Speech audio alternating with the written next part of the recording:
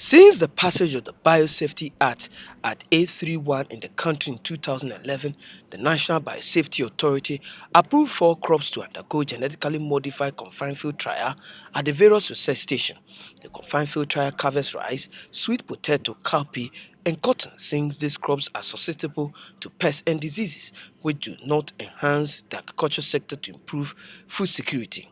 Although for the past 3 years most GM trials are on station based at the various research institutions, there are public concern as to whether or not eating genetically modified food will be harmful to the human health. Meanwhile, some Ghanaians think there has been some low public sensitization by scientists on the technology, whilst others condemn the proposal to adopt the GM technology for the agriculture sector. There has not been enough. Since there is no enough. Some of them, when you go, they don't know about it. There is no much sensitization on this GMO. When we go to the Volta region, they don't know much about this. You go to the Volta region, you don't know much about this. No. Because I heard about GMO. I am ardent radio listener and I read a lot, but I heard just slides about it.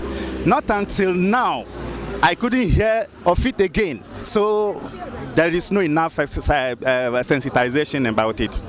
In response to the concerns of the public, the institutional chairman of Biosafety Committee at the Savannah Agricultural Research Institute, SARI, Dr. Mashak Seidu Abdullahi, said the institute is not working in isolation on the various research trials, but are collaboratively working with stakeholders in the agri sector.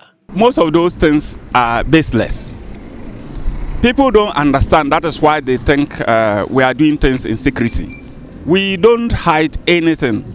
We organize farmers fora for farmers to come and see exactly what we are doing. We try to grow the varieties that are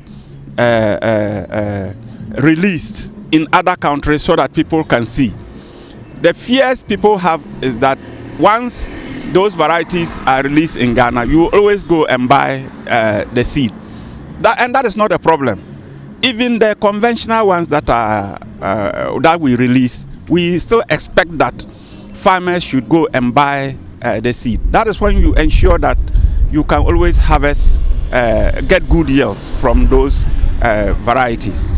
But I want to say that the IBC, that's the Institute Biosafety Committee of SARI, doesn't belong to only SARI.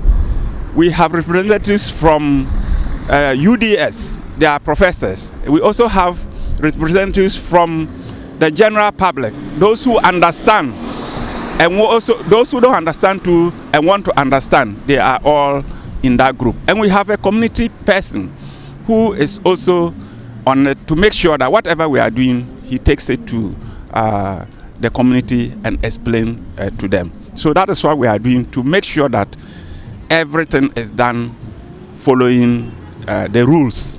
Dr. Mashak further appealed to stakeholders in the agri sector to support the Biosafety Committee with resources in its outlined sensitization program for the 2016 farming season.